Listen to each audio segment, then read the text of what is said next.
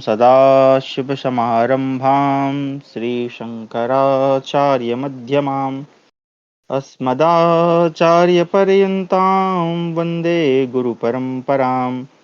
ध्येयं सदा परिभवग्नमभीष्टदोहं तीर्थास्पदं शिवविरञ्चिनुतं शरण्यं विद्यार्थिहं प्रणतपालभवाब्धिपोतं वन्दे महापुरुष ते चरणारविन्दम्।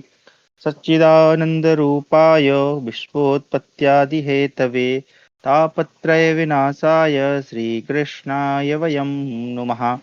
आप सभी का स्वागत है आज की हमारी शास्त्र अध्ययन की कक्षा में, जहां हम अध्ययन कर रहे हैं महाभारत का। इसके पूर्व की जो कक्षा थी उसमें हमने अध्ययन किया कि किस प्रकार भगवान श्री कृष्ण और अर्जुन और भीमसेन जो हैं ये तीनों मिलकर राजा जरासंध की राजधानी में पहुंचते हैं। वहां पहुंचकर राजा जरासंध से बातचीत करके उसे युद्ध के लिए आमंत्रित करते हैं और जरासंध के द्वारा भीमसेन को नियुक्त किया जाता है और दोनों के मध्य जो है बड़ा ही खतरनाक जो है मल्ल युद्ध होता है। और अंत में भगवान श्री कृष्ण के संकेत से या हम कहें मार्गदर्शन से जो भीम है वो जरासंध को बीच में से चीर कर जो है दो टुकड़ों में विभक्त कर देते हैं और जरासंध के द्वारा जिन राजाओं को बंदी बनाया गया था उनको छुड़ा देते हैं और अंत में उसी के बेटे को जो है युवराज के पद पे या हम कहें राजा के पद पे अभिषिक्त करके वहां से इंद्रप्रस्थ को लौट आते हैं और युधिष्ठिर को ये शुभ समाचार सुनाते हैं। तो उसके बाद जो श्री कृष्ण भगवान है वो द्वारका चले जाते हैं और युधिष्ठिर जी जो है वो राजसूय यज्ञ करना जो है आरंभ करते हैं। तो इसके लिए जैसे कि आप सभी जानते हैं राजसूय यज्ञ में समस्त राजाओं को जीतना होता है। तो इसके लिए जो पांडव हैं वो दिग्विजय यात्रा के लिए विचार करते हैं। तो यहाँ से आज हमारी कक्षा आरंभ होगी। चलिए मैं स्क्रीन शेयर करता हूँ।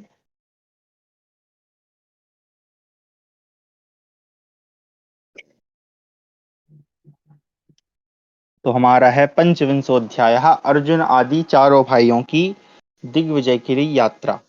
वैशंपायनोवाच पार्था प्राप्य धनुश्रेष्ठम् अक्षय्यो च महेषुधि रथं ध्वजं सभां चैव युधिष्ठिरम् अभासत।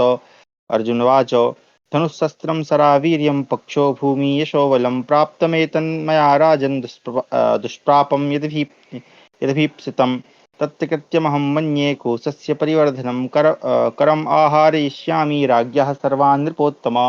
विजय चलिए यहाँ से पढ़ लेते हैं। वैशंपायन जी कहते हैं जन्मेजय, अर्जुन श्रेष्ठ धनुष दो विशाल एवं अक्षय तूणीर दिव्य रथ ध्वज और अद्भुत सभा भवन पहले ही प्राप्त कर चुके थे। अब वे युधिष्ठिर से बोले। अर्जुन ने कहा, राजन मुझे धनुष अस्त्र वाण पराक्रम श्री कृष्ण जैसे सहायक भूमि राज्य एवं इंद्रप्रस्थ का दुर्ग यश और बल ये सभी दुर्लभ एवं मनोवांछित वस्तुएं प्राप्त हो चुकी हैं। इंद्रश्रेष्ठ अब मैं अपने कोष को बढ़ाना ही आवश्यक कार्य समझता हूँ। मेरी इच्छा है कि समस्त राजाओं को जीतकर उनसे कर वसूल करूं। आपकी आज्ञा हो तो उत्तम तिथि मुहूर्त और नक्षत्र में कुबेर द्वारा पालित उत्तर दिशा को जीतने के लिए प्रस्थान करूं। यह सुनकर भाइयों सहित कुरुश्रेष्ठ धर्मराज युधिष्ठिर को बड़ी प्रसन्नता हुई। साथ ही मंत्रियों तथा व्यास धौम्य आदि महर्षियों को बड़ा हर्ष हुआ। तत्पश्चात परम बुद्धिमान व्यास जी ने अर्जुन से कहा। व्यास जी बोले, कुंती नंदन, मैं तुम्हें बारंबार साधुवाद देता हूँ। सौभाग्य से तुम्हारी बुद्धि में ऐसा संकल्प हुआ है। तुम सारी पृथ्वी को अकेले ही जीतने के लिए उत्साहित हो रहे हो। राजा पांडु धन्य थे जिनके पुत्र तुम ऐसे पराक्रमी निकले। तुम्हारे पराक्रम से धर्मपुत्र धर्मात्मा महाराज युधिष्ठिर सब कुछ पालेंगे, सार्वभौम सम्राट के पद पर प्रतिष्ठित होंगे। तुम्हारे बाहुबल का सहारा पाकर वे राजसूय यज्ञ पूर्ण कर लेंगे। भगवान श्री कृष्ण की उत्तम नीति, भीम और अर्जुन के बल तथा नकुल और सहदेव के पराक्रम से धर्मराज युधिष्ठिर को सब कुछ प्राप्त हो जाएगा। इसलिए अर्जुन, तुम तो देवताओं द्वारा सुरक्षित उत्तर दिशा की यात्रा करो, क्योंकि देवताओं को जीतकर वहां से बलपूर्वक रत्न ले आने में तुम ही समर्थ हो। अपने बल द्वारा दूसरों से होड़ लेने वाले भरत कुल भूषण भीमसेन पूर्व दिशा की यात्रा करें। महारथी सहदेव दक्षिण दिशा की ओर प्रस्थान करें और नकुल वरुण पालित पश्चिम दिशा पर आक्रमण करें। भरत श्रेष्ठ पांडवों, मेरी बुद्धि का ऐसा ही निश्चय है, तुम लोग इसका पालन करो। वैशंपायन जी कहते हैं, जन्मेजय, व्यास जी की यह बात सुनकर पांडवों ने बड़े हर्ष के साथ कहा, मुनिश्रेष्ठ, आप जैसी आज्ञा देते हैं वैसा ही हो। वे सम्पायन जी कहते हैं, जन्मेजय, अर्जुन की पूर्वोक्त बात सुनकर धर्मराज युधिष्ठिर स्नेह युक्त गंभीर वाणी में उनसे इस प्रकार बोले, भरत कुलभूषण, पूजनीय ब्राह्मणों से स्वस्ति वाचन कराकर यात्रा करो। तुम्हारी यह यात्रा शत्रुओं का शोक और सुहृदों का आनंद बढ़ाने वाली हो। पार्थ, तुम्हारी विजय निश्चित है। तुम अभीष्ट कामनाओं को प्राप्त करो। उनके इस प्रकार आदेश देने पर कुंती पुत्र अर्जुन विशाल सेना के साथ अग्नि के दिए हुए अद्भुत कर्मा दिव्य रथ द्वारा वहां से प्रस्थित हुए। इसी प्रकार भीमसेन तथा नरश्रेष्ठ नकुल सहदेव इन सभी भाइयों ने धर्मराज से सम्मानित हो सेनाओं के साथ दिग्विजय के लिए प्रस्थान किया। राजन, इंद्र कुमार अर्जुन ने कुबेर की प्रिय उत्तर दिशा पर विजय पाई। भीमसेन ने पूर्व दिशा, सहदेव ने दक्षिण दिशा तथा अस्त्रवेत्ता नकुल ने पश्चिम दिशा को जीता। केवल धर्मराज युधिष्ठिर सुहृदों से घिरे हुए अपनी उत्तम राजलक्ष्मी के साथ खांडव प्रस्थ में रह गए थे। इस प्रकार हमारा 25वां अध्याय समाप्त हुआ। 26वां अध्याय, अर्जुन के द्वारा अनेक देशों, राजाओं तथा भगदत्त की पराजय। जन्मेजयोवाच, दिशाम अभिजयं ब्रह्मन् विस्तरेणानुकीर्तय, नहि तृप्यामि पूर्वेषां श्रवणाञ्चरितं महत्। वैशम्पायनोवाच, धनञ्जयस्य वक्ष्यामि विजयं पूर्वमेव ते, योगपद्येन पार्थे हि निर्जितेयं वसुन्धरा। पूर्वं कुलिन्द विषये वसे चक्रे महीपतिं, धनंजयो महाबाहु नातीतीव्रेण कर्मणा। जन्मेजय बोले, ब्रह्मन, दिग्विजय का विस्तार पूर्वक वर्णन कीजिए। अपने पूर्वजों के इस महान चरित्र को सुनते सुनते मेरी तृप्ति नहीं हो रही है। वह सम्पायन जी कहते हैं, राजन, यद्यपि कुंती के चारों पुत्रों ने एक ही समय चारों दिशाओं की पृथ्वी पर विजय प्राप्त की थी, तो भी पहले तुम्हें अर्जुन का दिग्विजय वृत्तांत सुनाऊंगा। महाबाहु धनंजय ने अत्यंत दुस्सह पराक्रम प्रकट किए बिना ही कुलिंद देश के भूमिपालों को अपने वश में किया। कुलिंदों के साथ साथ कालकूट और आनर्त देश के राजाओं को जीतकर सेना सहित राजा सुमंडल को भी जीत लिया। राजन, तदनंतर शत्रुओं को संताप देने वाले सब्यसाची अर्जुन ने सुमंडल को साथी बना लिया और उनके साथ जाकर शाकल द्वीप तथा राजा प्रतिविंध्य पर विजय प्राप्त की। साकल द्वीप तथा अन्य 7 द्वीपों में जो राजा रहते थे, उनके साथ अर्जुन के सैनिकों का घमासान युद्ध हुआ। भरत कुलभूषण, जन्मेजय, अर्जुन ने उन महान धनुर्धनों को भी जीत लिया और उन सबको साथ लेकर प्राग ज्योतिषपुर पर धावा किया। अच्छा, ये जो आप लोग जो है ना, इसको सर्च करिएगा इंटरनेट पे कि ये प्राग ज्योतिषपुर क्या था पूर्व में, है ना। ये साकल द्वीप क्या मतलब क्या थे, किसको कहते थे। तो इस बार जो संडे को अगर जो हमारी चर्चा का विषय होता है, उसमें आप लोग जो है इन विषयों पे चर्चा कर सकते हैं। क्योंकि ये जो दिग्विजय की यात्रा है, जैसे हमने रामायण में सुग्रीव जब बताते हैं दिशाओं के बारे में, तो उससे हमें बहुत कुछ जानकारी मिलती है। क्योंकि जो ग्रंथ है उनमें इसी प्रकार के संकेत होते हैं। तो उस समय जब ये देश रहे होंगे, तो संभवतः हमें जो है फिर एक समय का एक अनुमान हम लगा सकते हैं कि जब ये देश या इस तरह का जो लक्षण है वहां पर उस काल में उपस्थित था, तो संभवतः महाभारत भी उसी के आसपास हुई होगी। ठीक है। या फिर जो लोग बोलते हैं कि भाई ये तो जो है काल्पनिक कथा है इत्यादि, तो अगर ये सारे लक्षण विलक्षण वहां पे घटित होते हैं, उन स्थानों पे इन सब चीजों का प्रमाण मिलता है, तो सिद्ध हो जाता है कि नहीं, ये कोई कथा काल्पनिक नहीं बल्कि सत्य कथा है। तो इन चीजों के बारे में आप लोग चर्चा करें और इनको सर्च करें। ठीक है, आगे बढ़ते हैं। भरत कुलभूषण जन्म, और अगर आपको कुछ मिलता है तो मुझे भी बताएं, क्योंकि मुझे भी इसके बारे में ज्यादा पता नहीं है। आगे, महाराज, प्राग ज्योतिषपुर के प्रधान राजा भगदत्त थे। उनके साथ महात्मा अर्जुन का बड़ा भारी युद्ध हुआ। प्राग ज्योतिषपुर के नरेश, किरात, चीन तथा समुद्र के टापुओं में रहने वाले बहुतेरे योद्धाओं से घिरे हुए थे। यहाँ पर शब्द आया है चीनैश्च वृतः प्राग ज्योतिषो भवत। तो अगर हम देखें, जहां ये रहते हैं दिल्ली में, उसके ऊपर तरफ ही जा रहे हैं ना, उत्तर दिशा में, ठीक है, हिमालय की तरफ। तो वहां पर चीन जो है वो देश है ना, चीन की सीमाएं हैं, यानी हम नेपाल, भूटान इत्यादि पार करेंगे।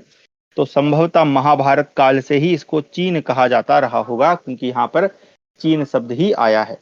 अब उसकी सीमाएं कहाँ थी, कितनी थी, ये सब जानने योग्य बात है। राजा भगदत्त ने अर्जुन के साथ 8 दिनों तक युद्ध किया, तो भी उन्हें थकते ना देख वे हंसे। तुम इंद्र के पुत्र, संग्राम में शोभा पाने वाले सूरवीर हो। तुम में ऐसा बल और पराक्रम है। मैं देवराज इंद्र का मित्र हूँ और युद्ध में कम नहीं हूँ बेटा, तो भी मैं संग्राम में तुम्हारे सामने खड़ा नहीं हो सकूंगा। पांडुनंदन, तुम्हारी इच्छा क्या है बताओ, मैं तुम्हारा कौन सा प्रिय कार्य करूं। वत्स महाबाहो, जो तुम कहोगे वही करूंगा। अर्जुन बोले, महाराज, धर्मज्ञ सत्य प्रतिज्ञ कुरु कुल रत्न धर्मपुत्र राजा युधिष्ठिर बहुत दक्षिणा देकर राजसूय यज्ञ करने वाले हैं। मैं चाहता हूं वे चक्रवर्ती सम्राट हों, आप उन्हें कर दीजिए। आप मेरे पिता के मित्र हैं और मुझसे भी प्रेम रखते हैं, अतः मैं आपको आज्ञा नहीं दे सकता। आप प्रेम भाव से ही उन्हें भेंट दीजिए। भगदत्त ने कहा, कुंती कुमार, मेरे लिए तुम हो वैसे राजा युधिष्ठिर हैं, मैं यह सब कुछ करूंगा। बोलो तुम्हारे लिए और क्या करूं। इस प्रकार 26वां अध्याय समाप्त हुआ। 27वां अध्याय अर्जुन का अनेक पर्वतीय देशों पर विजय पाना। वैशंपायनोवाच एवं मुक्तः पृथ्व्याच भगदत्तं धनंजया अनेनैव कृतं सर्वम् अनुजानीहि याम्यहम् त्वं विजित्य महाबाहु कुन्तीपुत्रो धनंजया प्रयावुत्तरां तस्माद्दिशं धनदपालिताम् अन्तग्रीं च कौन्तेयस्तथैव च बहिर्गिरिं तथैवोपगिरिं चैव विजिज्ञे पुरुषर्षभा। वैशंपायन जी कहते हैं, जन्मेजय, उनके ऐसा कहने पर धनंजय ने भगदत्त से कहा, राजन, आपने जो कर देना स्वीकार कर लिया है, इतने से ही मेरा सब सत्कार हो जाएगा। अब आज्ञा दीजिए, मैं जाता हूँ। भगदत्त को जीतकर महाबाहु कुंती पुत्र अर्जुन वहां से कुबेर द्वारा सुरक्षित उत्तर दिशा में गए। कुरुश्रेष्ठ धनंजय ने क्रमशः अंतरगिरी, बहिर्गिरी और उपगिरी नामक प्रदेशों पर विजय प्राप्त की। फिर समस्त पर्वतों और वहां निवास करने वाले राजाओं को अपने अधीन करके उन्होंने सबसे धन वसूल किए। धन लिया कहना चाहिए, ठीक है, उन्होंने सबसे जो है धन उन्होंने लिया। तत्पश्चात उन नरेशों को प्रसन्न करके उन सबके साथ उलूकवासी राजा बृहंत पर आक्रमण किया। जुझाऊ बाजे, श्रेष्ठ मृदंग आदि की ध्वनि, रथ के पहियों की घरघराहट और हाथियों की गर्जना से वे इस पृथ्वी को कपाते हुए आगे बढ़ रहे थे। तब राजा बृहंत तुरंत ही चतुरंगिनी सेना के साथ नगर से बाहर निकले और अर्जुन से युद्ध करने लगे। उस समय अर्जुन और बृहंत में बड़े जोर की मारकाट शुरू हुई, परंतु बृहंत पांडुपुत्र अर्जुन के पराक्रम को न सह सके। कुंती कुमार को असह्य मानकर दुर्धर्ष वीर पर्वतराज बृहंत युद्ध से हट गए और सब प्रकार के रत्नों की भेंट लेकर उनकी सेवा में उपस्थित हुए। जन्मेजय, अर्जुन ने बृहंत का राज्य पुनः उन्हीं के हाथ में सौंपकर उलूक राज के साथ सेना बिंदु पर आक्रमण किया और उन्हें शीघ्र ही राजच्युत कर दिया। तदनंतर मोदापुर, वामदेव, सुदामा, सुनसुकुलम तथा उत्तर उलूक देशों और वहां के राजाओं को अपने अधीन किया। राजन, धर्मराज की आज्ञा से किरीटधारी अर्जुन ने वहीं रहकर अपने सेवकों द्वारा पंचगढ़ नामक देशों को जीत लिया। वहां से सेना बिंदु की राजधानी देवप्रस्थ में आकर चतुरंगिनी सेना के साथ शक्तिशाली अर्जुन ने वहीं पड़ाव डाला। नरश्रेष्ठ, उन सभी पराजित राजाओं से घिरे हुए महातेजस्वी अर्जुन ने पौरव राजा विश्वगस्व, नहीं क्षमा करें गलत पढ़ रहा हूं मैं, विश्वगस्व पर आक्रमण किया। वहां संग्राम में सूरवीर पर्वतीय महारथियों को परास्त करके पौरव द्वारा सुरक्षित उनकी राजधानी को भी सेना द्वारा जीत लिया। पौरव को युद्ध में जीतकर पर्वत निवासी लुटेरों के 7 दलों पर, जो उत्सव संकेत कहलाते थे, पांडुकुमार अर्जुन ने विजय प्राप्त की। इसके बाद क्षत्रिय शिरोमणि धनंजय ने काश्मीर के क्षत्रिय वीरों को तथा 10 मंडलों के राजा लोहित को भी जीत लिया। तो यहाँ पर काश्मीर शब्द श्लोक में भी है और यहाँ पर भी है।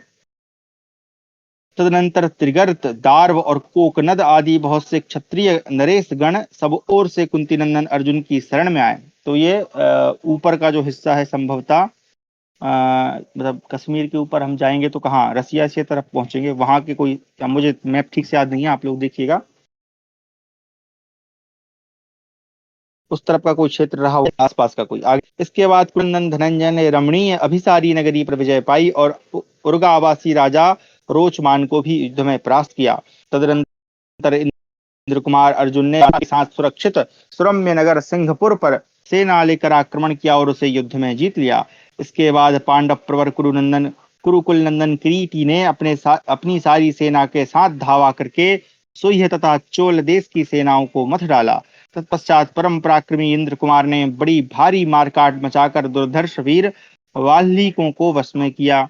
तो ये बाल्मीक जो है एक बड़ा अच्छा ही मतलब बड़ा प्रसिद्ध देश है, इसका बड़ा वर्णन आता है पुराण इत्यादि में। आगे पांडुनंदन अर्जुन ने अपने साथ शक्तिशाली सेना लेकर कामबोजों के साथ दर्दों को भी जीत लिया। तो कामबोज में जो रहते थे उनको भी जीत लिया।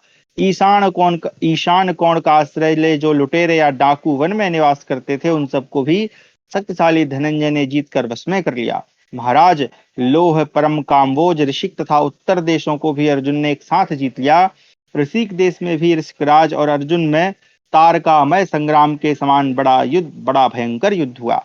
राजन, युद्ध के महाने पर ऋषिकों को हराकर, यहाँ पर ऋषि नहीं है, ये ध्यान रखिएगा, ऋषिक शब्द है, ठीक है। हराकर अर्जुन ने तोते के उदर के समान हरे रंग वाले 8 घोड़े उनसे भेंट लिए। अच्छा, उस समय घोड़े हरे रंग के होते थे, उस टाइप के दिखते थे, भगवान जाने। सुकोदर समान शत्रु, यानी जैसे तोते का जो पेट होता है जिस कलर का, उसी कलर के घोड़े। आगे, इनके सिवा मोर के समान रंग वाले उत्तम गतिशील और शीघ्रगामी दूसरे भी बहुत से घोड़े वे कर के रूप में वसूल कर लाए। इसके बाद पुरुषोत्तम अर्जुन ने संग्राम में हिमवान और निष्कुट प्रदेश के अधिपतियों को जीतकर धवलगिरी पर आए और वहीं पर उन्होंने सेना का पड़ाव डाला। तो धवलगिरी हम समझ कह सकते हैं जहां पर बर्फ इत्यादि रही होगी पहाड़ों पे, तो वो है। आगे, अष्टाविंशो यानी 28वां अध्याय, किम पुरुष हाटक तथा उत्तर कुरु पर विजय प्राप्त करके अर्जुन का इंद्रप्रस्थ लौटना। वैशंपायनो वाचो, वैशंपायन जी क्षमा करें। सश्वेत पर्वतम वीरः समतिक्रम्य वीरवान् देशं किं पुरुषावासं द्रुमपुत्रेण रक्षितं महता सन्निपातेन क्षत्रियान्तकरेण अजयत् पाण्डवश्रेष्ठा करैचैनं निवेशयत् तं जित्वा हाटकं नाम देशं गुह्यकरक्षितं पाकशासननिर्व्यग्र सहसैन्या समासदत्। वैशंपायन जी कहते हैं, जन्मेजय, तदनंतर पराक्रमी वीर पांडव श्रेष्ठ अर्जुन धवलगिरी को लांघकर द्रुमपुत्र के द्वारा सुरक्षित किम पुरुष देश में गए, जहां किन्नरों का निवास था। वहां क्षत्रियों का विनाश करने वाले इस भारी संग्राम के द्वारा उन्होंने उस देश को जीत लिया और कर देते रहने की शर्त पर उस राजा को पुनः उसी राज्य पर प्रतिष्ठित कर दिया। किन्नर देश को जीतकर शांतचित्त इंद्र कुमार ने सेना के साथ गुह्यकों द्वारा सुरक्षित हाटक देश पर हमला किया और उन गुह्यकों को शाम नीति से समझा बुझाकर ही बस में कर लेने के पश्चात वे परम उत्तम मान सरोवर पर गए। अब ये मान सरोवर हिमालय के उस क्षेत्र में है जो चीन के उसमें आता है। आगे, वहां कुरुनंदन अर्जुन ने समस्त ऋषि कुल्याओं यानी ऋषियों के नाम से प्रसिद्ध जल स्रोतों का दर्शन किया। कुल्या बोलते हैं जिसको, जहाँ पे झरना या तालाब आप कह सकते हो इत्यादि, उनको है ना, जहाँ पे जल का स्रोत हो। यहाँ पे जल को झरने के रूप में भी हो सकता है और सरोवर के रूप में हो सकता है। आगे, मानसरोवर पर पहुंचकर शक्तिशाली पांडु कुमार ने हाटक देश के निकटवर्ती गंधर्वों द्वारा सुरक्षित प्रदेश पर भी अधिकार कर लिया। वहां गंधर्व नगर से उन्होंने उस समय कर के रूप में तित्तिरी, कलमाश और मंडूक नाम वाले बहुत से उत्तम घोड़े प्राप्त किए। तत्पश्चात अर्जुन ने हेमकूट पर्वत पर जाकर पड़ाव डाला। राजेंद्र, पर हेमकूट को भी लांघ कर वे पांडुनंदन पार्थ अपनी विशाल सेना के साथ हरिवर्ष में जा पहुंचे। वहां उन्होंने बहुत से मनोरम नगर, सुंदर वन तथा निर्मल जल से भरी हुई नदियां देखी। तो ये हरिवर्ष जो है वो चीन में कहीं आता है संभवतः। एक बहुत पहले किसी का व्याख्यान मैंने सुना था, वो बता रहे थे हरिवर्ष का भी इस समय कुछ अच्छा तो नाम है, ध्यान में नहीं है मेरे, तो वही मैंने सुना था। आगे, वहां के पुरुष देवताओं के समान तेजस्वी थे, स्त्रियां भी परम सुंदरी थी। उन सब का अवलोकन करके अर्जुन को वहां बड़ी प्रसन्नता हुई। उन्होंने हरिवर्ष को अपने अधीन कर लिया और वहां से बहुतेरे रत्न प्राप्त किए। इसके बाद निषद पर्वत पर जाकर शक्तिशाली अर्जुन ने वहां के निवासियों को पराजित किया। तदनंतर विशाल निषद पर्वत को लांघ कर वे दिव्य इलाव्रत वर्ष में पहुंचे, जो जम्बू द्वीप का मध्यवर्ती भूभाग है। तो आप सोचें, कल्पना करें कि ये चीन के आधे से अधिक भाग में चले गए हैं, है ना, या उससे भी हम कह सकते आगे, और उस भाग को भी ये जम्बू द्वीप का मध्य भाग कहा जा रहा है। मध्य भाग यानी वो क्षेत्र भी जो है वो बीच का है, तो आसपास और कितना फैला होगा ये हम कल्पना ही कर सकते हैं। यानी जो जम्बू द्वीप है वो बहुत बड़ा रहा होगा। आगे, वहां अर्जुन ने देवताओं जैसे दिखाई देने वाले देवोपम शक्तिशाली दिव्य पुरुष देखे। वे सबके सब अत्यंत सौभाग्यशाली और अद्भुत थे। उससे पहले अर्जुन ने कभी वैसे दिव्य पुरुष नहीं देखे। वहां के भवन अत्यंत उज्जवल और भव्य थे तथा नारियां अप्सराओं के समान प्रतीत होती थी। अर्जुन ने वहां के रमणीय स्त्री पुरुषों को देखा, इन पर भी वहां के लोगों की दृष्टि पड़ी। तत्पश्चात उस देश के निवासियों को अर्जुन ने युद्ध में जीत लिया। जीत कर उन पर कर लगाया और फिर उन्हीं बड़भागियों को वहां के राज्य पर प्रतिष्ठित कर दिया। फिर वस्त्रों और आभूषणों के साथ दिव्य रत्नों की भेंट लेकर अर्जुन बड़ी प्रसन्नता के साथ वहां से उत्तर दिशा की ओर बढ़ गए। आगे जाकर उन्होंने पर्वतों के स्वामी गिरि प्रवर महामेरु का दर्शन किया। अब ये महामेरु पर्वत जो है वो उसके भी आगे कहीं कोई पर्वत है बड़ा सा। देखिएगा आज के समय में उसको क्या कहते हैं मुझे तो नहीं पता। ये सब देखने वाला विषय है, तो कभी समय मिलेगा तो जरूर देखूंगा। मैं जूम कर करके देखूंगा कि कहाँ कहाँ है, या कहीं से मिलता है तो फिर उसको देखेंगे हम। जो दिव्य तथा स्वर्णमय है, उनके उसमें 4 प्रकार के रंग दिखाई पड़ते थे। वहां तक पहुंचना किसी के लिए भी अत्यंत कठिन है। उसकी लंबाई 1 लाख योजन है, यानी बहुत अधिक है। वह परम उत्तम मेरु पर्वत महान तेज के पुंज सा जगमगाता रहता है और अपने स्वर्णमय कांतिमान शिखरों द्वारा सूर्य की प्रभा को तिरस्कृत करता है। वह स्वर्ण भूषित दिव्य पर्वत देवताओं तथा गंधर्वों से भी सेवित है। सिद्ध और चारण भी वहां नित्य निवास करते हैं। उस पर्वत पर सदा फल और फूलों की बहुतायत रहती है। उसकी ऊंचाई का कोई माप नहीं। अधर्म परायण मनुष्य उस पर्वत का स्पर्श नहीं कर सकते। बड़े भयंकर सर्प वहां विचरण करते हैं। दिव्य औषधियां उस पर्वत को प्रकाशित करती रहती हैं। महागेरु महागिरि मेरु ऊंचाई द्वारा स्वर्गलोक को भी घेर कर खड़ा है। दूसरे मनुष्य मन से भी वहां तक नहीं पहुंच सकते। कितनी ही नदियां और वृक्ष उस शैल शिखर की शोभा बढ़ाते हैं। भांति भांति के मनोहर पक्षी वहां कलरव करते रहते हैं। ऐसे मनोहर मेरु गुरु को देखकर उस समय अर्जुन को बड़ी प्रसन्नता हुई। मेरु के चारों ओर मंडलाकार इलावर्त वर्ष बसा हुआ है। इलावर्त वर्ष क्षमा करें, इलावर्त वर्ष बसा हुआ है। यहाँ पे वर्ष शब्द जो है वो देश के उसमें आता है ना, देश को हम वर्ष कहते हैं ना, तो हम इसको इलावर्त देश भी कह सकते हैं। मेरु के दक्षिण पार्श्व में जम्बू नाम का एक वृक्ष है जो सदा फल और फूलों से भरा रहता है। सिद्ध और चारण उस वृक्ष का सेवन करते हैं। राजन, उक्त जम्बू वृक्ष की शाखा उक्त जम्बू वृक्ष की शाखा ऊंचाई में स्वर्गलोक तक फैली है। उसी के नाम पर इस द्वीप को जम्बू द्वीप कहते हैं। तो अब ये जम्बू का वृक्ष वर्तमान में है कि नहीं भगवान जाने, लेकिन संभवतः वो बहुत ऊंचा रहा होगा। और यहाँ से हमें पता चलता है कि हमारा जो द्वीप है इसको हम जम्बू द्वीप क्यों कहते हैं, क्योंकि वो जामुन का जो वृक्ष है, जम्बू यानी जामुन का वो जो वृक्ष है उसके नाम पर है। आगे, शत्रुओं को संताप देने वाले सब्यसाची अर्जुन ने उस जम्बू वृक्ष को देखा। जम्बू और मेरु गुरी दोनों ही इस जगत में अनुपम है। उन्हें देखकर अर्जुन को बड़ी प्रसन्नता हुई। राजन, वहां सबोर दृष्टिपात करते हुए अर्जुन ने सिद्धों और दिव्य चारणों से कई सहस्त्र रत्न वस्त्र तथा आभूषण एवं अन्य बहुत सी बहुमूल्य वस्तुएं प्राप्त की। तदनंतर उन सबसे विदा ले बड़े भाई के यज्ञ के उद्देश्य से बहुत से रत्नों का संग्रह करके वे वहां से जाने को उद्यत हुए। पर्वत श्रेष्ठ मेरु को अपने दाहिने करके, यानी उसके बाएं तरफ से आके अर्जुन जम्बू नदी के तट पर गए। वे उस श्रेष्ठ सरिता की शोभा देखना चाहते थे। वह मनोरम दिव्य नदी जल के रूप में जम्बू वृक्ष के फलों का स्वादिष्ट रस बहाती थी। मतलब इतना सुंदर उसका जल था, लगता था जैसे जम्बू जो जामुन का जो रस होता है वो वहां बह रहा हो। आगे, सुनहरे पंखों वाले पक्षी उसका सेवन करते थे। वह नदी स्वर्णमय कमलों से भरी हुई थी। उसकी कीचड़ भी स्वर्णमय थी। उसके जल से भी स्वर्णमयी आभा छिटक रही थी। उस मंगलमयी नदी की बालुका भी स्वर्ण के चूर्ण सी शोभा पाती थी। अब इसको हम इस प्रकार समझ सकते हैं, ये जो वर्णन है जैसे संस्कृत में पढ़े तो बड़ा ही सुंदर श्लोक है। हेम पक्षी ग्रही जुष्टाम सौवर्ण जल जाकुलाम, हेम पंकाम हेम जलाम शुभाम सौवर्ण वाकुलाम। देखिए दोनों जो पद हैं वो आपस में मिल रहे हैं। और जो अगर आप जो अलंकार इत्यादि अगर आप जानते हैं तो यहाँ पर जो अनुप्रास अलंकार का बड़ा ही सुंदर प्रयोग किया है कवि ने, ठीक है। और अगर जो दोनों पद हैं उनको एक जैसे उन्होंने कर दिया है, तो बड़ा सुंदर श्लोक है। तो उसको हम इस प्रकार समझ सकते हैं कि जो वहां पर जो नदी है संभवतः उसके आसपास जो है जो क्या बोलते हैं बर्फ इत्यादि रहा होगा, यानी हिम वहां पर रहा होगा। और आप भी जानते हैं कि अगर बर्फ पर सूर्य की किरणें पड़ती हैं तो वो सोने जैसी चमकती हैं, ठीक है। आप जो है कभी पहाड़ी क्षेत्र में कहीं घूमने गए हों जहां पर बर्फ इत्यादि पड़ती है, तो वहां सूर्यास्त या सूर्योदय के समय देखिएगा, सच में लगता है कि वहां पर कोई सोना ही वहां पर फैला हुआ है। आगे, कहीं कहीं स्वर्णमय कमलों तथा स्वर्णमय पुष्पों से वह व्याप्त थी। कहीं सुंदर खिले हुए स्वर्णमय कुमुद और उत्पल छाए हुए थे। कहीं उस नदी के तट पर सुंदर फूलों से भरे हुए स्वर्णमय वृक्ष सबोर फैले हुए थे। उस सुंदर सरिता के घाटों पर सबोर सोने की सीढ़ियां बनी हुई थी। निर्मल मणियों के समूह उसकी शोभा बढ़ाते थे। नृत्य और गीत के मधुर शब्द उस प्रदेश को मुखरित कर रहे थे। उसके दोनों तटों पर सुनहरे और चमकीले चंदोवे तने थे, जिनके कारण जम्बू नदी की बड़ी शोभा हो रही थी। राजेंद्र, ऐसी अदृष्ट पूर्व नदी का दर्शन करके अर्जुन ने उसकी भूरी भूरी प्रशंसा की और वे बड़े मन ही मन बड़े प्रसन्न हुए। उस नदी के तट पर बहुत से देव उपम पुरुष अपनी स्त्रियों के साथ विचर रहे थे। उनका सौंदर्य देखने ही योग्य था, वे सबके मन को मोह लेते थे।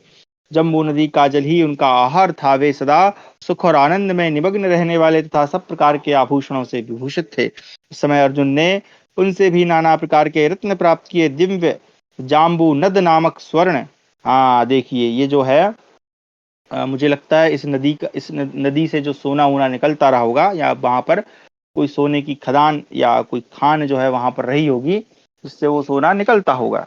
इस और ये हम बार बार पढ़ते हैं कि जो जाम्बू नदी का सोना है वो बड़ा ही विशिष्ट है ना, स्पेशल क्वालिटी का वो सोना रहा होगा, है ना। अन्य स्थानों पर भी होगा, परंतु यहाँ का जो बस इस नदी के आसपास का जो क्षेत्र है उसमें सोने का कोई रहा होगा, ठीक है।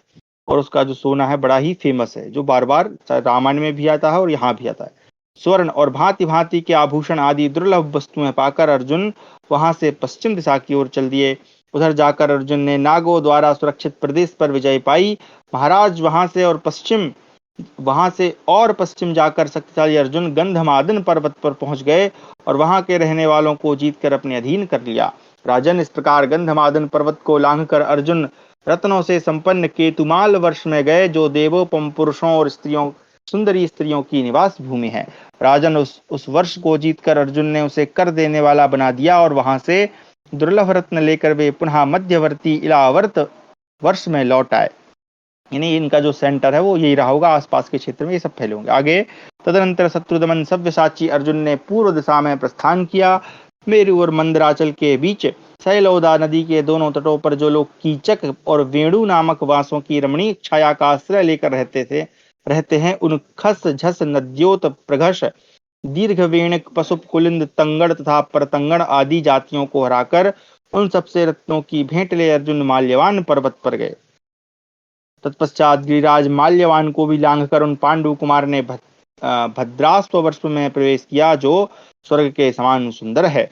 उस देश में देवताओं के समान सुंदर और सुखी पुरुष निवास करते थे। अर्जुन ने उन सबको जीतकर अपने अधीन कर लिया और उन पर कर लगा दिया। इस प्रकार इधर उधर से असंख्य रत्नों का संग्रह करके शक्तिशाली अर्जुन ने नीलगिरी की यात्रा की और वहां के निवासियों को पराजित किया। तदनंतर विशाल नीलगिरी को भी लांघकर सुंदर नर नारियों से भरे हुए रम्यक वर्ष में उन्होंने प्रवेश किया। उस देश को भी जीतकर अर्जुन ने वहां के निवासियों पर कर लगा दिया। तत्पश्चात गुह्यकों द्वारा सुरक्षित प्रदेश को जीतकर अपने अधिकार में कर लिया। राजेंद्र, वहां उन्हें सोने के मृग और पक्षी उपलब्ध हुए, जो देखने में बड़े ही रमणीय और मनोरम थे। उन्होंने यज्ञ वैभव की समृद्धि के लिए उन मृगों और पक्षियों को ग्रहण कर लिया, यानी वहां के जो लोग हैं वो सोने के जो पशु पक्षी बनाते रहे होंगे, क्योंकि हम देखते हैं कि जो सोने के जो है कई प्रकार से हम ढाल के उसको बना सकते हैं। आगे, तदनंतर महाबली पांडुनंदन अन्य बहुत से रत्न लेकर गंधर्वों द्वारा सुरक्षित प्रदेश में गए और गंधर्व गणों सहित उस देश पर अधिकार जमा लिया। राजन, वहां भी अर्जुन को बहुत से दिव्य रत्न प्राप्त हुए। तदनंतर उन्होंने श्वेत पर्वत पर जाकर वहां के निवासियों को जीता। फिर पर्वत को लांघकर पांडु कुमार अर्जुन ने हिरण्यक वर्ष में प्रवेश किया। महाराज, वहां पहुंचकर वे देश के रमणीय प्रदेशों में विचरने लगे। बड़े बड़े महलों की पंक्तियों में भ्रमण करते हुए श्वेताश्व अर्जुन नक्षत्रों के बीच चंद्रमा के समान सुशोभित होते थे। राजेंद्र, तब अर्जुन उत्तम बल और शोभा से संपन्न हो हिरण्यवर्ष की विशाल सड़कों पर चलते थे। उस समय प्रसाद शिखरों पर खड़ी हुई वहां की सुंदरी स्त्रियां उनका दर्शन करती थी। कुंती नंदन अर्जुन अपने यश को बढ़ाने वाले थे। उन्होंने आभूषण धारण कर रखा था। वे सूरवीर रथयुक्त सेवकों से संपन्न और शक्तिशाली थे। उनके अंगों में कवच और मस्तक पर सुंदर किरीट शोभा दे रहा था। वे कमर कसकर युद्ध करने के लिए तैयार थे और सब प्रकार की आवश्यक सामग्री उनके साथ थी। वे सुकुमार, अत्यंत धैर्यवान, तेज के पुंज, परम उत्तम, इंद्रतुल्य पराक्रमी, शत्रुहंता तथा शत्रुओं के गजराजों की गति को रोक देने वाले थे। उन्हें देखकर वहां की स्त्रियों ने यही अनुमान लगाया कि इस वीर पुरुष के रूप में साक्षात शक्तिशाली कार्तिकेय पधारे हैं। अब यहाँ से एक हमको एक मिनट, पश्चिमता स्त्रीगणा तत्र शक्तिपाणिम स्मेनिरे। तो मुझे लगता है कि अब देखिए क्या होता है यहाँ पर, एक छोटा ये जो थोड़ा सा क्या बोलते संकेत है उसकी तरफ मैं आपका ध्यान दिलाना चाहूंगा कि यहाँ के लोग क्या समझ रहे हैं उनको कि भाई ये कार्तिकेय के समान है, तो संभवतः वहां कार्तिकेय का पूजन इत्यादि होता रहा होगा, इसलिए वो उनको उसके रूप में या उनकी वहां पर प्रसिद्धि होगी कार्तिकेय की। आगे, वे आपस में इस प्रकार बातें करने लगी, सखियों कि जो पुरुष सिंह दिखाई दे रहे हैं, संग्राम में इनका पराक्रम अद्भुत है। इनके बाहुबल का आक्रमण होने पर शत्रुओं के समुदाय अपना अस्तित्व खो बैठते हैं। इस प्रकार की बातें करती हुई वे स्त्रियां बड़े प्रेम से अर्जुन की ओर देखकर उनके गुण गाती और उनके मस्तक पर फूलों की वर्षा करती थी। वहां के सभी निवासी बड़ी प्रसन्नता के साथ कौतूहलवश उन्हें देखते और उनके निकट रत्नों तथा आभूषणों की वर्षा करते थे। उन सबको जीत कर तथा उनके ऊपर कर लगाकर वहां से मणि, स्वर्ण, मूंगे, रत्न तथा आभूषण ले अर्जुन श्रृंगवान पर्वत पर चले गए। वहां से आगे बढ़कर पाक शासन पुत्र पांडव अर्जुन ने उत्तर कुरु वर्ष में पहुंचकर उस देश को जीतने का विचार किया। इतने में ही महापराक्रमी अर्जुन के पास बहुत से विशालकाय महाबली द्वारपाल आ पहुंचे और प्रसन्नता पूर्वक बोले, पार्थ, इस नगर को तुम किसी तरह नहीं जीत सकते। कल्याण स्वरूप अर्जुन, यहाँ से लौट जाओ। अच्युत, तुम यहाँ तक आ गए, यही बहुत हुआ। जो मनुष्य इस नगर में प्रवेश करता है, निश्चय ही उसकी मृत्यु हो जाती है। वीर, हम तुमसे बहुत प्रसन्न हैं। यहाँ तक आ पहुंचना ही तुम्हारी बहुत बड़ी विजय है। अर्जुन, यहाँ कोई जीतने योग्य वस्तु नहीं दिखाई देती। यह उत्तर कुरु देश है, यहाँ युद्ध नहीं होता। कुंती कुमार, इसके भीतर प्रवेश करके भी तुम यहाँ कुछ देख नहीं सकोगे, क्योंकि मानव शरीर से यहाँ की कोई वस्तु नहीं देखी जा सकती। भरत कुलभूषण पुरुष सिंह, यदि तुम यहाँ युद्ध के सिवा कुछ और कोई काम करना चाहते हो तो बताओ, तुम्हारे कहने से हम स्वयं ही उस कार्य को पूर्ण कर दें। राजन, तब अर्जुन ने उनसे हंसते हुए कहा, मैं अपने भाई बुद्धिमान धर्मराज युधिष्ठिर को समस्त भूमंडल का एकमात्र चक्रवर्ती सम्राट बनाना चाहता हूँ। आप लोगों का आदेश यदि मनुष्यों के विपरीत पड़ता है तो मैं इसमें प्रवेश नहीं करूंगा। महाराज युधिष्ठिर के लिए कर के रूप में कुछ धन दीजिए। तब द्वारपालों ने अर्जुन को कर के रूप में बहुत से दिव्य वस्त्र, दिव्य आभूषण तथा वस्त्र दिए। तो ऐसा भी कोई देश रहा होगा जो वहां पे रहता होगा। आगे इस प्रकार पुरुष सिंह अर्जुन ने क्षत्रिय राजाओं तथा लुटेरों के साथ बहुत सी लड़ाइयां लड़ी और उत्तर दिशा पर विजय प्राप्त की। राजाओं को जीतकर उनसे कर लेते और उन्हें फिर अपने राज्य पर स्थापित कर देते थे। राजन, वे वीर अर्जुन सबसे धन और भांति भांति के रत्न लेकर भेंट में मिले हुए वायु के समान वेग वाले तित्तरी, कलमास, सुग्गा पंखी तथा मोर सदृश सभी घोड़ों को साथ लिए विशाल चतुरंगिणी सेना से घिरे हुए फिर अपने उत्तम नगर इंद्रप्रस्थ में लौट आए। पार्थ ने घोड़ों सहित वह सारा धन धर्मराज को सौंप दिया और उनकी आज्ञा लेकर वे महल में चले गए। अच्छा, यहाँ जो तित्तरी शब्द आया है वो तीतर के समान चितकबरे रंग वाले, यानी जो तीतर होता है जिसमें उसके शरीर पर जो धब्बे धब्बे टाइप के होते हैं, उस टाइप के घोड़े वहां पर रहे होंगे। आगे एकोनत्रिंशोऽध्याय यानी 29वां अध्याय। भीमसेन का पूर्व दिशा को जीतने के लिए प्रस्थान और विभिन्न देशों पर विजय पाना। वैशंपायनोवाच, एतस्मिन्नेव काले तु भीमसेनोऽपि वीर्यवान् धर्मराजम् अनुप्राप्य ययौ प्राचीं दिशं प्रति महतावलचक्रेण परराष्ट्रावमर्दिना हस्त्यस्वरथपूर्णेन दंसितेन प्रतापवान् वृतो भरतशार्दूलो दिशच्छोकविवर्धना स गत्वा नरशार्दूलः पंचलानाम पुरम महत। वैशंपायन जी कहते हैं, जन्मेजय, इसी समय शत्रुओं का शोक बढ़ाने वाले भरतवंशी शिरोमणि महाप्रतापी एवं पराक्रमी भीमसेन भी धर्मराज की आज्ञा ले शत्रु के राज्य को कुचल देने वाली और हाथी, घोड़े एवं रथ से भरी हुई कवच आदि से सुसज्जित विशाल सेना के साथ पूर्व दिशा को जीतने के लिए चले। नरश्रेष्ठ भीम ने पहले पांचालों की महानगरी अच्छत्रा में जाकर भांति भांति के उपायों से पांचाल वीरों को समझा बुझाकर वश में किया। वहां से, अच्छा, ये पांचाल जो है इनके रिश्तेदार हैं, ठीक है। आगे वहां से आगे जाकर उन भरतवंश शिरोमणि सॉरी वहां से आगे जाकर उन भरतवंश शिरोमणि, एक सेकंड का समय दीजिएगा, रुकिएगा।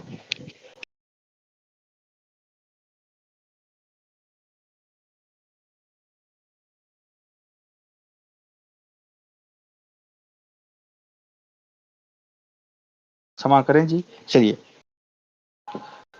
वहां से आगे जाकर उन भरतवंश शिरोमणि सूरवीर भीम ने गंडक यानी गंडकी नदी के तटवर्ती और विदेह यानी मिथिला देशों को थोड़े ही समय में जीतकर दसारण देश को भी अपने अधिकार में कर लिया। वहां दसारण नरेश सुधर्मा ने भीमसेन के साथ बिना अस्त्र शस्त्र के ही महान युद्ध किया। उन दोनों का वह मल्ल युद्ध रोंगटे खड़े कर देने वाला था। अच्छा, ये दसारण देश जो है ये मतलब जो बाद के जो ग्रंथ है उनमें विदिशा को यानी जो मध्य क्षेत्र है यानी मध्य प्रदेश उसको दर्शाया गया यानी उसका जो क्षेत्र है उसको दसारण कहा गया है। तो ये गए थे पूर्व में, है ना, यानी कि अगर हम मध्य प्रदेश से, यानी जहां मैं रहता हूँ वहां से देखें तो ये उड़ीसा तरफ या असम, मेघालय, यहाँ इस तरफ गए हैं। ठीक है, आगे पढ़ते हैं। भीमसेन ने उन महामना राजा का यह अद्भुत पराक्रम देखकर महाबली सुधर्मा को अपना प्रधान सेनापति बना दिया। राजन, इसके बाद भयानक पराक्रमी भीमसेन पुनः विशाल सेना के साथ पृथ्वी को कपाते हुए पूर्व दिशा की ओर बढ़े। जन्मेजय बलवानों में श्रेष्ठ वीरवर भीम ने अश्वमेध देश के राजा रोचमान को उनके सेवकों सहित बलपूर्वक जीत लिया। उन्हें हराकर महापराक्रमी कुरुनंदन कुंती कुमार भीम ने कोमल वर्ताव के द्वारा ही पूर्व देश पर विजय प्राप्त कर ली। तदनंतर दक्षिण आकर पुलिन्नों के महान नगर सुकुमार और वहां के राजा सुमित्र को अपने अधीन कर लिया। जन्मेजय तत्पश्चात भरत श्रेष्ठ भीम धर्मराज की आज्ञा से महापराक्रमी शिशुपाल के यहाँ गए। शिशुपाल वहां रहता था। आगे, परंतप चेदिराज शिशुपाल ने भी पांडु कुमार भीम का अभिप्राय जानकर नगर से बाहर आकर उनका स्वागत सत्कार कर उन्हें अपनाया। महाराज कुरुकुल और चेदी कुल के वे श्रेष्ठ पुरुष परस्पर मिलकर दोनों कुलों के कुशल प्रश्न पूछे। राजन, तदनंतर चेदीराज ने अपना राष्ट्र भीमसेन को सौंपकर हंसते हुए कहा, अनघ, यह क्या करते हो? तब भीमसेन ने उससे धर्मराज जो कुछ करना चाहते हैं वह सब कह सुनाया। तदनंतर राजा शिशुपाल ने उनकी बात मानकर कर देना स्वीकार कर लिया। राजन, उसके बाद शिशुपाल से सम्मानित हो भीमसेन अपनी सेना और सवारियों के साथ 13 दिन वहां रहे। तत्पश्चात वहां से विदा हुए। इस प्रकार 29वां अध्याय समाप्त हुआ। 30वां अध्याय भीम का पूर्व दिशा के अनेक देशों तथा राजाओं को जीतकर भारी धन संपत्ति के साथ इंद्रप्रस्थ में लौटना। वैशंपायनोवाच सह कुमार विषये श्रेणीमंतम अथाजयत कौशलाधिपतिम चैव बृहद्बलम मरिंदमायोध्यायां तु धर्मज्ञो दीर्घयज्ञम महाबलम अजयत पांडवश्रेष्ठो नातितीव्रेण कर्मणा तो गोपालकक्षम च सोत्तरान्नपि कौशलान् मल्लानामधिपं चैव पार्थिवं चाजयत प्रभु। वैशंपायन जी कहते हैं, जन्मेजय, तदनंतर शत्रुओं का दमन करने वाले भीमसेन ने कुमार देश के राजा श्रेणीमान तथा कौशल राज बृहद्बल को परास्त किया। इसके बाद अयोध्या के धर्मज्ञ नरेश महाबली दीर्घ यज्ञ को पांडव श्रेष्ठ भीम ने कोमलता पूर्ण वर्ताव से वश में कर लिया। तो उस समय देखिए अयोध्या का भी वर्णन आ गया। और मुझे लग रहा है कि ये अयोध्या जो है वो एक स्वतंत्र देश रहा होगा, यानी उसका जो क्षेत्र है वो निर्धारित रहा होगा, और जो कौशल है वो जो है वो भी उसका देश बन गया होगा आगे, क्योंकि ये बहुत बाद के राम जी के वंश में दीर्घ यज्ञ नाम के कोई राजा हुए। आगे, तत्पश्चात शक्तिशाली पांडु कुमार ने गोपाल कक्ष और उत्तर कौशल को, देखिए उत्तर कौशल आ गया, मतलब ये कौशल भी दो तीन भागों में बट गया होगा। आगे, उत्तर कौशल देश को जीतकर मल्ल राष्ट्र के अधिपति पार्थिव को अपने अधीन कर लिया। के बाद हिमालय के पास जाकर बलवान भीम ने सारे जलोद्भव देश पर थोड़े ही समय में अधिकार प्राप्त कर लिया। इस प्रकार भरतवंश भूषण भीमसेन ने अनेक देश जीते और भल्लाट के समीपवर्ती देशों तथा सुक्तिमान पर्वत पर भी विजय प्राप्त की।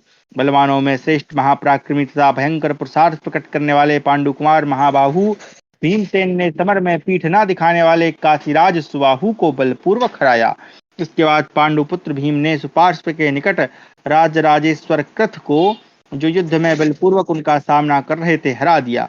तत्पश्चात महातेजस्वी कुंती कुमार ने मत्स्य, महाबली, मलद, अनघ और अभय नामक देशों को जीतकर पशु भूमि, यानी अब यहाँ पे ब्रैकेट में लिखा है कि पशुपतिनाथ के निकटवर्ती स्थान यानी नेपाल को भी सब ओर से जीत लिया। वहां से लौटकर महाबाहु भीम ने मझधार पर्वत और सोमधेय निवासियों को परास्त किया। इसके बाद बलवान भीम ने उत्तराभिमुख यात्रा की और वत्स भूमि पर बलपूर्वक अधिकार जमा लिया। तो ऐसे ये पूर्व दिशा में जा जरूर रहे, लेकिन ऐसे घूमते फिरते चारों तरफ जो है वो आतंक मचा रहे होंगे। आगे, फिर क्रमशः भर्गों के स्वामी, निषादों के अधिपति तथा मणिमान आदि बहुत से भूपालों को अपने अधिकार में कर लिया। तदनंतर दक्षिण मल्ल देश तथा भोगवान पर्वत को भीमसेन ने अधिक प्रयास किए बिना ही वेगपूर्वक जीत लिया। सर्मक और वर्मकों को उन्होंने समझा बुझाकर जीत ही लिया। अच्छा, सर्मकान वर्मकांश वो, वाह।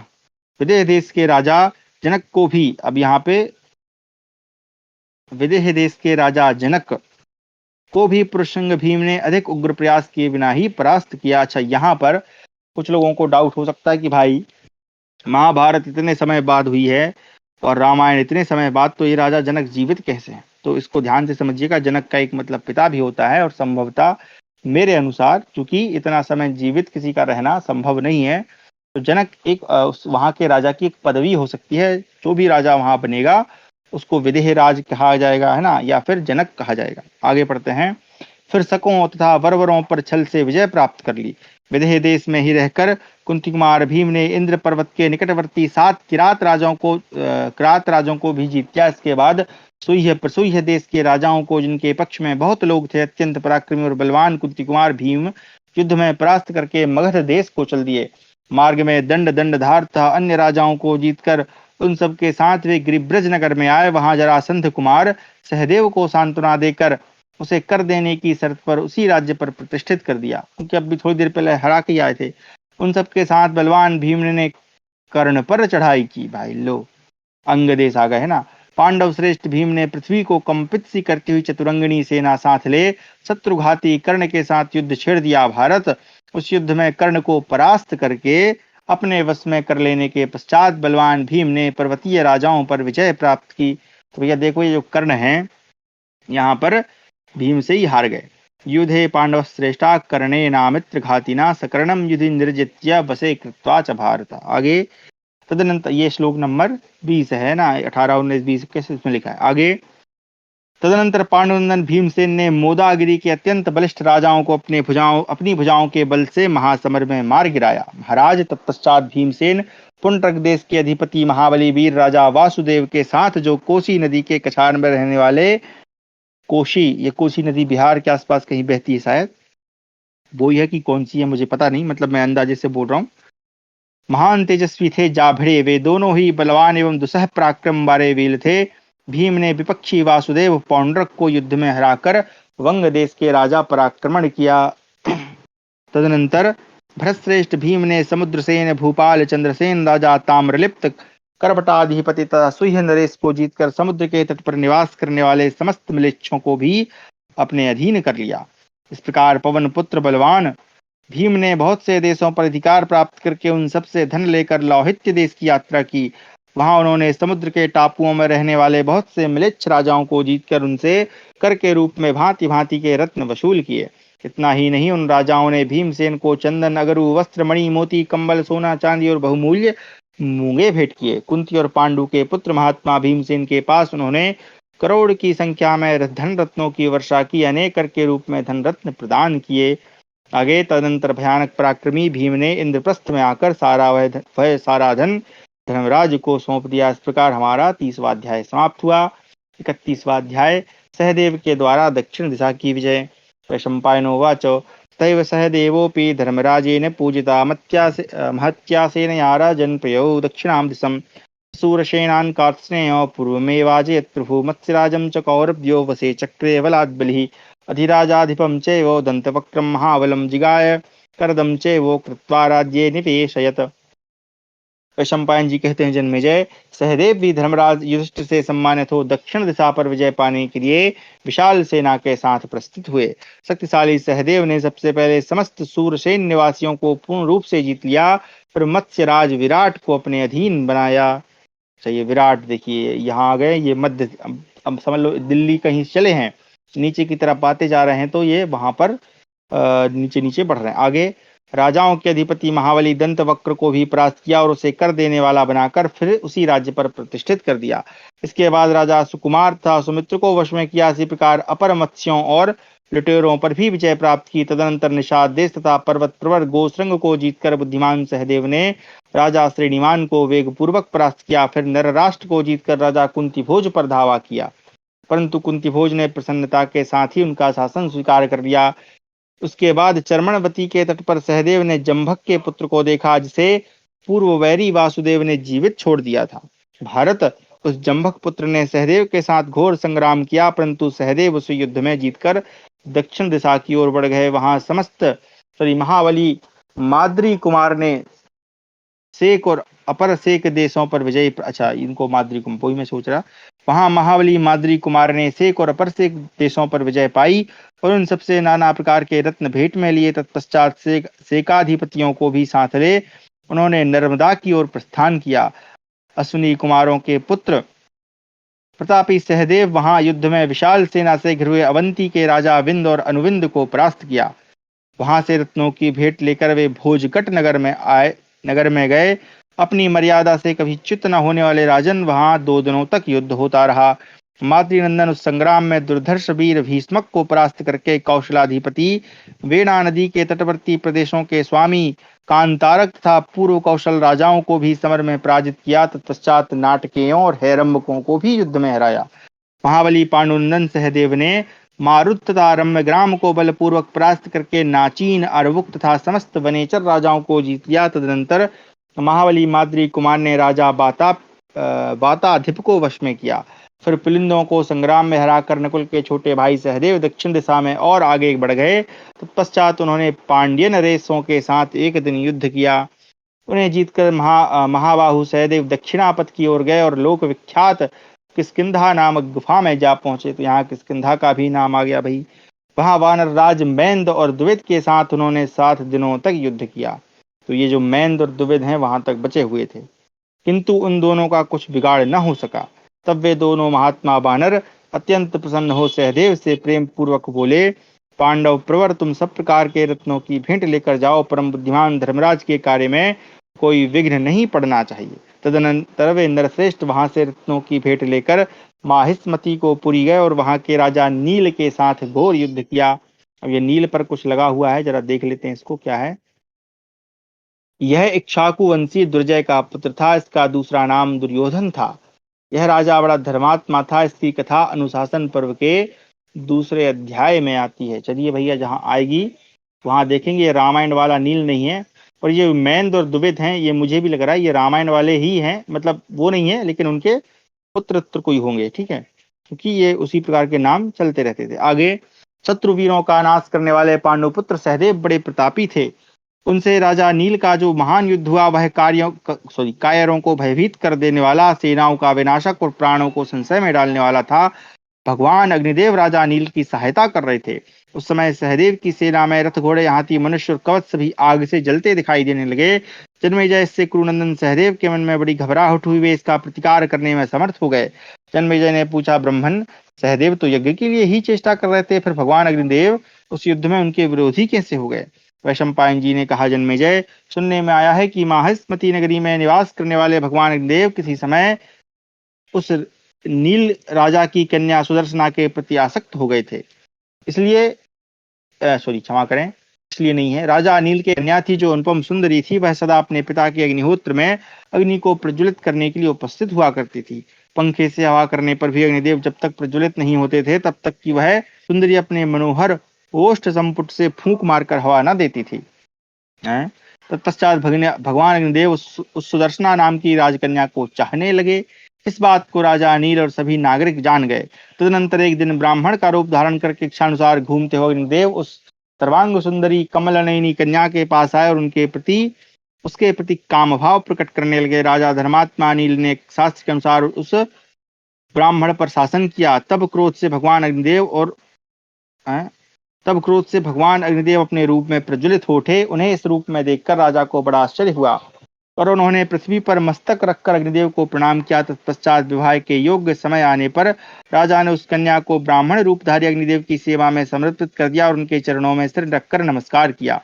राजा अनिल की सुंदरी कन्या को पत्नी रूप में ग्रहण करके भगवान अग्नि ने राजा पर अपना कृपा प्रसाद प्रकट किया। वे उनकी अभीष्ट सिद्धि में सर्वोत्तम सहायक हो राजा से वर मांगने का अनुरोध करने लगे। राजा ने अपनी सेना के प्रति अभय दान मांगा। राजन, तभी से जो कोई नरेश अज्ञानवश उस पुरी को बलपूर्वक जीतना चाहते उन्हें अग्निदेव जला देते थे। कुरुश्रेष्ठ जन्मेजय, उस समय माहिष्मती पुरी में युवती स्त्रियां इच्छानुसार ग्रहण करने योग्य नहीं रह गई थी, अर्थात क्योंकि वे स्वतंत्रता से ही वर का वर्ण किया करती थी। अच्छा, मतलब उनको अपनी इच्छा से नहीं कर सकते थे, बल्कि युवतियां ही जो है अपने मन से वर का चयन करती थी। अग्निदेव ने स्त्रियों के लिए यह वर दिया था कि अपने प्रतिकूल होने के कारण ही कोई स्त्रियों को वर का स्वयं ही वर्ण करने से रोक नहीं सकता। इससे वहां की स्त्रियां स्वेच्छा पूर्वक वर का वर्ण करने के लिए विचरण किया करती थी। भरतश्रेष्ठ जन्मेजय, तभी से सब राजा जो इस रहस्य से परिचित थे अग्नि के भय के कारण माहिष्मतीपुरी पर चढ़ाई नहीं करते थे। राजन, धर्मात्मा सहदेव अग्नि से व्याप्त हुई अपनी सेना को भय से पीड़ित देख पर्वत की भांति अविचल भाव से खड़े रहे, भय से कंपित नहीं हुए। उन्होंने आचमन करके पवित्र हो अग्निदेव से इस प्रकार कहा। सहदेव बोले, कृष्ण वर्तमन, हमारा यह आयोजन तो आपके ही लिए है। आपको नमस्कार है पावक, आप देवताओं के मुख हैं। यज्ञ स्वरूप हैं। आप सबको पवित्र करने के कारण पावक हैं, और हव्य यानी हवनीय पदार्थ को वहन करने के कारण हव्यवाहन कहलाते हैं। वेद आपके लिए ही जात अर्थात प्रकट हुए हैं, इसलिए आप जात वेदा हैं। विभावशो आप ही चित्रभानु, सुरेश और अनल कहे जाते हैं। आप सदा स्वर्ग द्वार का स्पर्श करते हैं। आप आहुति दिए हुए पदार्थों को खाते हैं, इसलिए हुताशन हैं। प्रज्वलित होने से ज्वलन, और शिखा यानी लपट धारण करने से सिखी हैं। आप ही वैश्वानर, पिंगेश, प्लवंग और भूरी तेजस नाम धारण करते हैं। आपने ही कुमार कार्तिकेय को जन्म दिया। आप ही ऐश्वर्य संपन्न होने के कारण भगवान हैं। श्री रुद्र का वीर धारण करने से आप रुद्रगर्भ कहलाते हैं।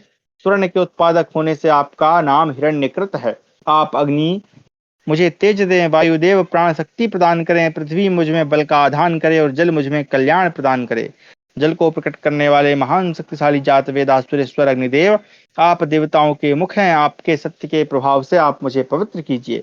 ऋषि ब्राह्मण देवता तथा असुर भी सदा यज्ञ करते समय आप में आहुति डालते हैं। देखिए भैया, यहाँ पर किसी भी ब्राह्मण देवता ही असुर ही सपी, यानी कि यहाँ पर जो असुर हैं वो भी यज्ञ करते थे, है ना। चलिए, देव धूम सॉरी आगे देव धूम आपका ध्वज है। आप शिखा धारण करने वाले हैं। वायु से आपका प्राकट्य हुआ है।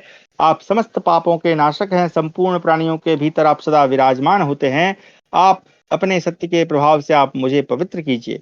भगवान, मैंने पवित्र होकर प्रेम भाव से आपका इस प्रकार स्तवन किया। अग्निदेव आप मुझे तुष्टि, पुष्टि, श्रवण शक्ति एवं शास्त्र ज्ञान और प्रीति प्रदान करें। वैशंपायन जी कहते हैं, जन्मेजय, जो द्विज इस प्रकार इन श्लोक रूप आग्नेय मंत्रों का पाठ करते हुए अंत में स्वाहा बोलकर भगवान अग्निदेव को आहुति समर्पित करता है, वह सदा समृद्धशाली और जितेंद्रिय होकर सब पापों से मुक्त हो जाता है। तो एक प्रकार से ये अग्निदेव की स्तुति हो गई। आगे सहदेव बोले, हव्यवाहन, आपको यज्ञ में विघ्न नहीं डालना चाहिए। भारत, ऐसा कहकर नरश्रेष्ठ माद्री कुमार सहदेव धरती पर कुश बिछाकर अपनी भयभीत और उद्विग्न सेना के अग्रभाग में विधि पूर्वक अग्नि के सम्मुख धरना देकर बैठ गए। जैसे महासागर अपनी तटभूमि का उल्लंघन नहीं करता, उसी प्रकार अग्निदेव सहदेव को लांघकर उनकी सेना में नहीं गए। वे कुरुकुल को आनंदित करने वाले नरदेव सहदेव के पास धीरे धीरे आकर उन्हें सांत्वना देते हुए वचन बोले, कौरव्य उठो उठो, मैंने यह तुम्हारी परीक्षा की है। तुम्हारे और धर्मपुत्र युधिष्ठिर के संपूर्ण अभिप्राय को मैं जानता हूं, परंतु भरत सत्तम, राजा अनिल के कुल में जब तक उनकी वंश परंपरा चलती रहेगी, तब तक मुझे इस माहिष्मतिपुरी की रक्षा करनी होगी। पांडु कुमार, साथ ही मैं तुम्हारा मनोरथ भी पूर्ण करूंगा। भरत श्रेष्ठ जन्मेजय, यह सुनकर माद्री कुमार सहदेव प्रसन्न चित्त हो वहां से उठे और हाथ जोड़कर एवं सिर झुकाकर उन्होंने अग्निदेव का पूजन किया। अग्नि के लौट जाने पर उन्हीं की आज्ञा से राजा नील उस समय वहां आए और उन्होंने योद्धाओं के अधिपति पुरुषसिंह सहदेव का सत्कार पूर्वक पूजन किया। राजा अनिल की वह पूजा ग्रहण कर और उन पर कर लगाकर विजयी माद्री कुमार सहदेव दक्षिण दिशा की ओर बढ़ गए। फिर त्रिपुरी के राजा अमितौजा को वश में करके महाबाहु सहदेव ने पौरवेश्वर को वेगपूर्वक बंदी बना लिया। तदनंतर बड़े भारी प्रयत्न के द्वारा विशाल भुजाओं वाले माद्री कुमार ने सुराष्ट्र देश के अधिपति कौशिकाचार्य आकृति को वश में किया। महाराज, सुराष्ट्र में ही ठहरकर धर्मात्मा सहदेव ने भोजकट निवासी रुक्मी तथा विशाल राज्य के अधिपति परम बुद्धिमान साक्षात इंद्र सखा भीष्मक के पास दूत भेजा। पुत्र सहित भीष्मक ने वसुदेव नंदन श्री कृष्ण की ओर दृष्टि रखकर प्रेम पूर्वक ही सहदेव का शासन स्वीकार कर लिया। तदनंतर योद्धाओं के अधिपति सहदेव वहां से रत्नों की भेंट लेकर पुनः आगे बढ़ गए। महाबलशाली महातेजस्वी माद्री कुमार ने सूरपारक और तालाकट नामक देशों को जीतते हुए दंडकारण्य को अपने अधीन कर लिया। तत्पश्चात समुद्र के द्वीपों में निवास करने वाले म्लेच्छ जातीय राजाओं, निषादों तथा राक्षसों और कर्ण प्रवारणों को भी परास्त कर दिया। ये कर्ण प्रवारक कौन है, जरा पढ़ लेते हैं भैया। जो अपने कानों से ही शरीर को ढक लें उन्हें कर्ण प्रवारक कहते हैं। कर्ण प्रावरण कहते हैं। प्राचीन काल में ऐसे जाति के लोग थे जिनके कान पैरों तक लटकते थे। इतना तो नहीं होंगे, लेकिन हाँ, कहने का अर्थ है कि कान बड़े बड़े होंगे। आगे, कालमुख नाम से प्रसिद्ध जो मनुष्य और राक्षस दोनों के संयोग से उत्पन्न हुए थे, कालमुख नाम से प्रसिद्ध जो मनुष्य और राक्षस दोनों के संयोग से उत्पन्न हुए योद्धा थे, उन पर भी विजय प्राप्त की। समूचे कोलगिरी, सुरभि पत्तन, ताम्रदीप, रामक पर्वत तथा तिमिंगिल नरेश को भी अपने वश में करके परम बुद्धिमान सहदेव ने एक पैर के पुरुषों एक पैर के पुरुषों, केरलों, वनवासियों, संजयंती नगरी तथा पाखंड और करहाटक देशों को दूतों द्वारा संदेश देकर ही अपने अधीन कर लिया और उन सबसे कर वसूल किया। पांड्य, द्रविड़, पांड्य, द्रविड़, ये क्या लिखा है, उंड्र, हाँ उंड्र, केरल, आंध्र, तालवन, कलिंग, उष्ट्रकर्णिक, रमणीय, आठवीं पुरी तथा यवनों के नगर, इन सबको उन्होंने दूतों द्वारा ही बस में कर लिया और सबको कर देने के लिए विवश किया। तो यहाँ पर बहुत सारे जो नाम हैं वो हमें मतलब वर्तमान में भी देखने को मिलते, जैसे केरल है, आंध्र है ना। आगे, वहां से समुद्र के तट पर पांडुनंदन सहदेव ने सेना का पड़ाव डाला। भारत तदनंतर महाबाहु सहदेव ने अत्यंत बुद्धिमान मंत्रणा देने में कुशल सचिवों के साथ बैठकर बहुत देर तक विचार विमर्श किया। राजेंद्र जन्मेजय उन सब की सम्मति को आदर देते हुए माद्री कुमार अपने भतीजे राक्षस राज घटोत्कच का तुरंत चिंतन किया। उनके चिंतन करते ही वह बड़े डील डोल वाला विशालकाय राक्षस दिखाई दिया। उसने सब प्रकार के आभूषण धारण कर रखे थे। उसके शरीर का रंग मेघों की काली घटा के समान था। उसके कानों में तपाए हुए स्वर्ण के कुंडल झिलमिला रहे थे। उसके गले में हार और भुजाओं में केयूर की विचित्र शोभा हो रही थी। कटी भाग में वह किंकड़ी मणियों से विभूषित था। उसके कंठ में स्वर्ण की माला, मस्तक पर किरीट और कमर में करधनी की शोभा हो रही थी। उसकी दाढ़ें बहुत बड़ी थी, सिर के बाल तांबे के समान लाल थे, मूछ दाढ़ी के बाल हरे दिखाई देते थे एवं आंखें बड़ी भयंकर थी। उसकी भुजाओं में सोने के बाजूबंद चमक रहे थे। उसने अपने सवंगों में लाल चंदन लगा रखा था। उसके कपड़े बहुत महीन थे, यानी बहुत सूक्ष्म थे। वह बलवान राक्षस अपने वेग से समूची पृथ्वी को हिलाता हुआ सा वहां पहुंचा। राजन, उस पर्वताकार घटोत्कच को आता देख वहां के लोग भय के मारे भाग खड़े हुए, मानो किसी सिंह के भय से जंगल के मृग आदि क्षुद्र पशु भाग रहे हो। घटोत्कच माद्रीनंदन सहदेव के पास आया, मानो रावण ने महर्षि पुलस्त के पास पदार्पण किया हो। महाराज, तदंतर घटोत्कच सहदेव को प्रणाम करके उनके सामने विनीत भाव से हाथ जोड़कर खड़ा हो गया और बोला, मेरे लिए क्या आज्ञा है। घटोत्कच मेरु पर्वत के शिखर जैसा जान पड़ता था। उसको आया देख पांडुनंदन सहदेव ने दोनों भुजाओं में भरकर उसे हृदय से लगा लिया और बार बार उसका मस्तक सूंघा।